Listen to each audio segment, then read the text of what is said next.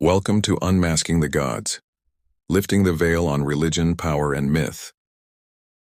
You were told Revelation was about your future, a cashless society, microchips in your hand, a global government switching off your ability to buy or sell. But when John wrote 666, when he unleashed the Four Horsemen, when he drew a dragon crouching behind the empires of the world, he wasn't staring at the 21st century. He was surviving his own. To understand Revelation, you don't start with our headlines. You start with Nero, with Rome, with a world that already felt like the end. Revelation has been turned into a kind of prophetic Rorschach test. Every generation looks at its own fears and sees them in the text. Social security numbers, barcodes, microchips, vaccine passports, digital IDs, CBDCs. New technology appears, and someone rushes to stamp Mark of the Beast on it. But almost nobody stops to ask a simple question. What did this book mean to the people who first heard it read in their gatherings? What did 666 mean in their world? Who were the Four Horsemen to them? And who was this dragon that seemed to be hiding behind every throne? To answer that, we have to go back to a small island in the Aegean Sea, back to a man named John, back to an empire that looked invincible. John introduces himself like this: I, John, your brother and partner in the tribulation and the kingdom and the patient endurance that are in Jesus. He says he was on the island called Patmos on account of the word of God and the testimony of Jesus. Not a retreat, an exile. Across the water from Patmos are the cities he's writing to: Ephesus, Smyrna, Pergamum, and others in what we now call Western Turkey. These cities are steeped in the Imperial cult. Temples to the emperor, festivals in his honor, priests of Caesar, public rituals where the empire itself is treated as sacred. The message is simple: the gods support the emperors, and the emperors hold the empire together. Honoring the emperor is not just politics, it's piety. If you want to belong, if you want to trade, if you want to be safe, you are expected to honor Caesar as the visible face of divine power. For small Jesus communities who refuse to worship anyone but the God they confessed in Christ, this wasn't an abstract theological debate. It was a social and economic death wish. Into that world, John sends a book full of beasts, numbers, plagues, stars falling, cities burning. Not as fantasy, as resistance literature, as a coded survival manual for people living under empire. One of the most infamous parts of that book is in chapter 13. John sees a beast rising out of the sea, 7 heads, 10 horns, crowns, blasphemous names. It is given authority over every tribe and people and language and nation. The world says, who is like the beast and who can fight against it? He also says, one of its heads seemed to have a mortal wound, but its mortal wound was healed, and the whole earth marveled as they followed the beast. And then he drops the line that has haunted people for 2,000 years. This calls for wisdom. Let the one who has understanding calculate the number of the beast, for it is the number of a man, and his number is 666. 666. But here's what we almost never talk about.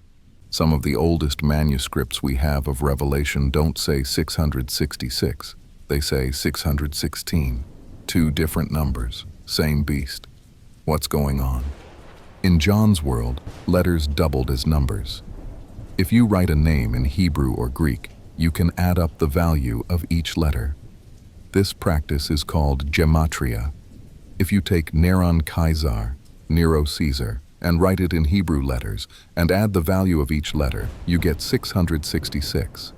If you write Nero Caesar in a slightly different spelling, you get 616. Same emperor, 2 spellings, 2 totals. There is broad consensus among many modern scholars that this is not an accident. Both 666 and 616 are code for Nero Caesar. Rome's infamous emperor, remembered for cruelty and for persecution of Christians. Nero died in the year 68, but his shadow didn't. Rumors spread that he wasn't truly dead, that he had fled east, that he would return with an army. A dead tyrant who refuses to stay dead. A wounded head that somehow lives. John doesn't need to write Nero in your face. That would be suicidal. Instead, he hides it in a number and tells the audience, if you have understanding, calculate it. 666, 616. Both pointing to the same man, and beyond him the same kind of empire. When we treat 666 as a free-floating cursed number waiting to latch onto whatever technology we're scared of this decade, we miss John's first move. He was naming, in code, a real emperor and a real system. The beast is not just a future boogeyman, it's the face of empire as John's people knew it. Revelation doesn't stop with the beast.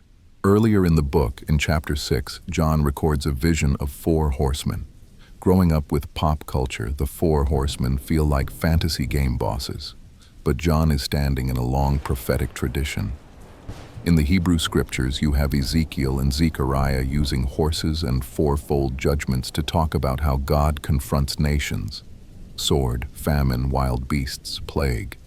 John takes that imagery and wires it into his own moment. He says, "And I looked, and behold, a white horse, and its rider had a bow, and a crown was given to him, and he came out conquering and to conquer." The white horse has a rider with a bow and a crown, riding out, conquering, and to conquer. Some later Christian readings tried to make this Christ or the gospel. But in John's day, another image haunted Rome, the Parthian threat in the east, known for mounted archers. White horse, bow, conquering. It looks less like a missionary and more like invasion, the fear that Rome itself could be invaded and humiliated the way it had done to others. The first horseman is conquest, the drive to dominate, the armies at the edges of empire. Then John says the Lamb opened the second seal, and out came another horse, bright red. Its rider was permitted to take peace from the earth so that people should slay one another, and he was given a great sword. Rome bragged about the Pax Romana, the Roman peace. But it was a peace enforced by legions, and it was regularly broken by civil wars, coups, and internal violence. After Nero's death, the empire plunged into the year of the 4 emperors. 4 rival claimants clawing for power, one after another. The red horse is war turned inward, an empire devouring itself. Then the third seal. And I looked, and behold, a black horse, and its rider had a pair of scales in his hand.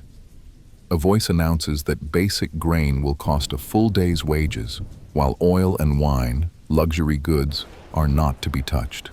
This is famine, but not just famine as a natural disaster.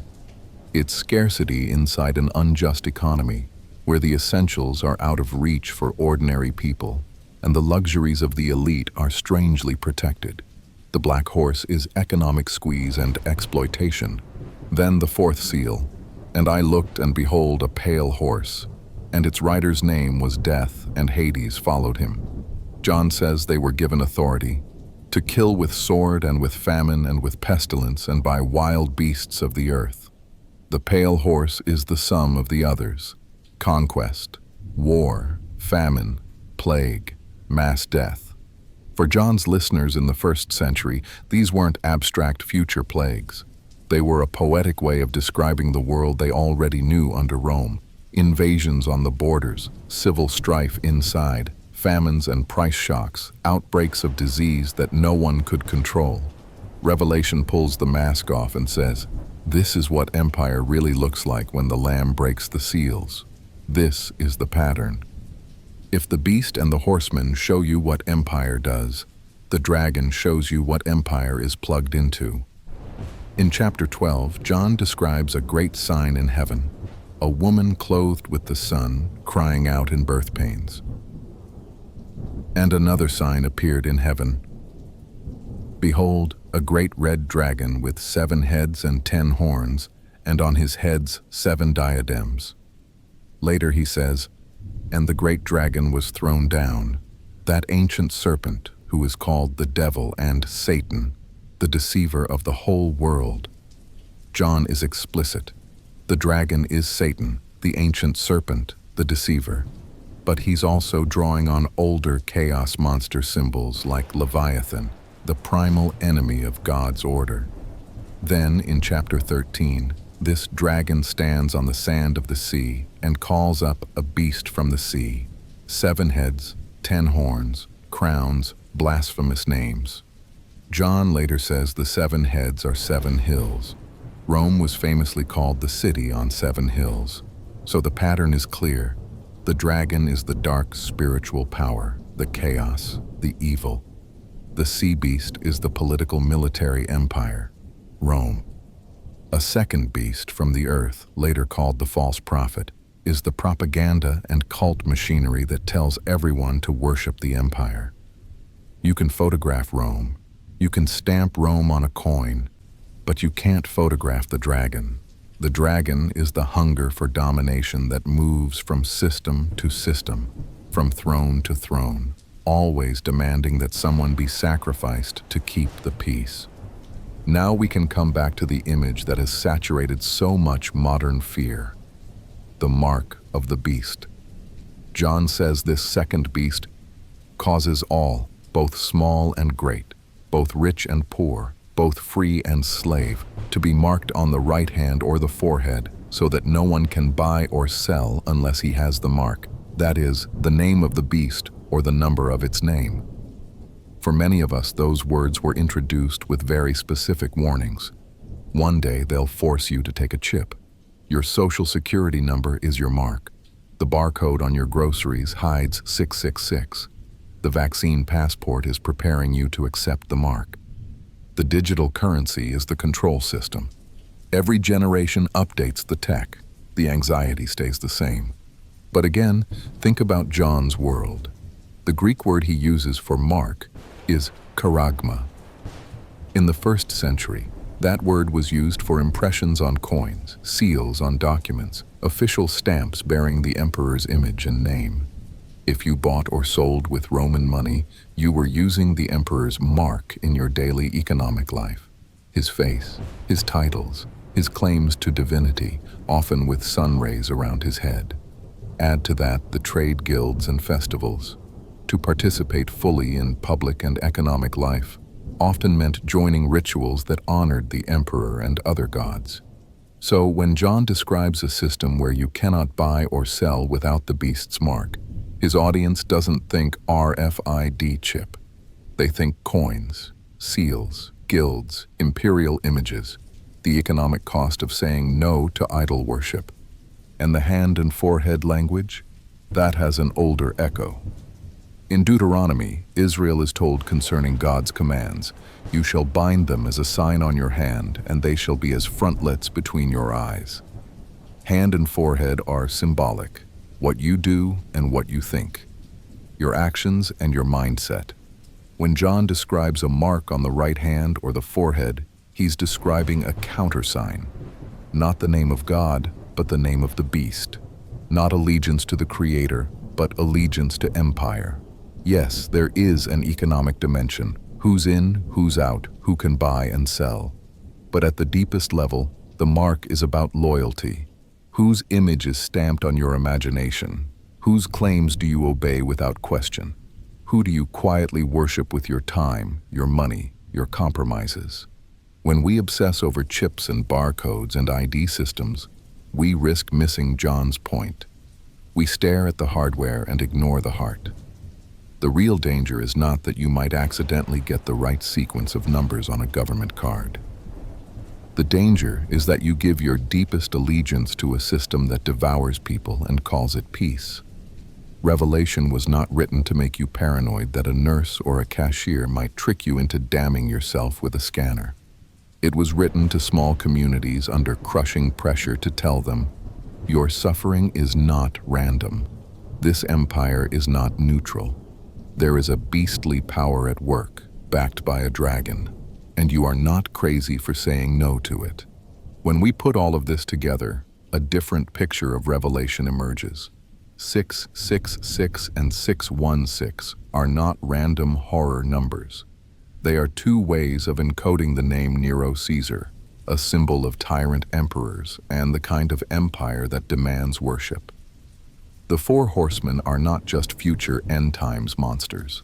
They are the pattern of judgment that empires bring on themselves: conquest, war, economic injustice, and death, already visible in the Roman world and repeated in many others since.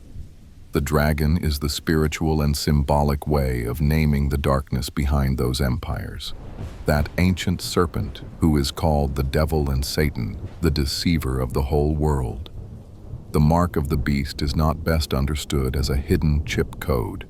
It is best understood as the sign of allegiance to a system that wants everything from you, even your conscience, in exchange for security and belonging. Revelation, read in its own time, is a dangerous, comforting, explosive book. It tears the costume off Rome and says, this is not just politics. This is worship. This is idolatry. This is what happens when the dragon finds a throne. And then it dares to say, this empire will not last. No empire does. Nero is gone. Domitian is gone. Rome is ruins you can visit on a tour. But the patterns John saw, the horseman, the beast, the dragon, the mark, they still walk our world. They show up in nations and corporations, in ideologies and markets, whenever power demands what only the sacred deserves, whenever people are treated as numbers to be optimized or sacrificed. So maybe the most important question Revelation leaves us with is not, is this technology the mark of the beast? Maybe the question is, what have I already agreed to without thinking, just to stay inside the system? Whose name am I carrying on my forehead and my hands in the way I work, spend, speak, stay silent? The point of Revelation was never to give you a neat timeline of the future. It was to give you courage in the present. Courage to see through the mask of whatever empire you live under. Courage to recognize the beastly patterns in your own time. Courage to remember that no matter how invincible the beast looks, it is not the final word. The dragon falls. The beast is judged. The horsemen ride on, but they do not ride forever. And you, right now, in your world, still get to choose whose image you bear.